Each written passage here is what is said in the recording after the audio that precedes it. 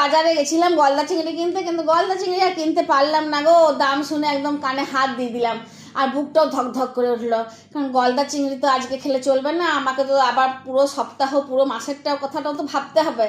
আর আজকে খেলাম, খাওয়ার পর একবার বাথরুম থেকে আসবো, তারপরেই মনে হবে যে কিছুই খাইনি, আবার নতুন করে আবার ভাববো যে ভাত দিয়ে কি রান্না করি। তাই গলদা না কিনলাম, না কুচো চিংড়ি কিনলাম, মাঝামাঝি একটা মাছ কিনে নিয়ে এলাম। চিংড়ি মাছই কিনেছি অবশ্য, ওই 150 টাকায় 250 যেটা ছিল সেইটা কিনে নিয়ে এসেছি। তবে 250 কিনিনি, 500 কিনেছিলাম, কারণ খোসা ছাড়ালেই সেটা 250ই হয়ে যাবে। এই ভাবছিলাম চিংড়ি মাছ নিয়ে এসে যে কী রান্না করব আর বাচ্চারাও লাগছিল যে এতটুকুনি মাছটাও নিয়ে এসেছি, কাকে যে কতটা পিস দেবো সেটাও বুঝতে পারছিলাম না। দিয়ে ভাবলাম একবার মালাইকারি করি, কিন্তু চিংড়ি মাছটা নিজেই হেসে বলে উঠলো, আরে পিউ আমাকে দিয়ে মালাইকারি করিস না, মানাবে না, তার থেকে বরং আমাকে আবার দোকানেই দিয়ে আয়। যে মাছ দিয়ে যে রান্নাটা মানায় তাকে সেটা দিয়েই করবি, না হয় একটাই গলদা চিংড়ি কিনে খাবি অল্প অল্প করে সবাই মিলে, কিন্তু ওইটা দিয়েই মালাইকারি করবি।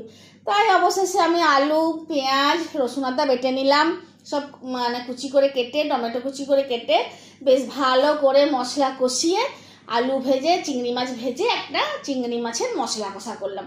দারুণ লেগেছিলো খেতে জানো।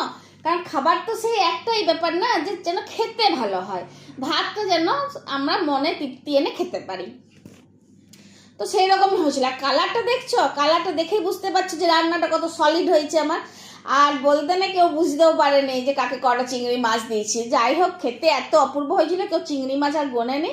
সবাই বললো মা যাই রেঁধেছো, কি করেছো, মশলা না কষা না ভুনা, সে যাই করেছো খেতে অপূর্ব হয়েছে।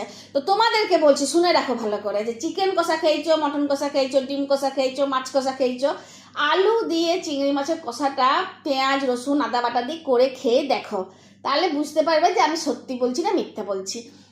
একবার খেয়েই দেখো।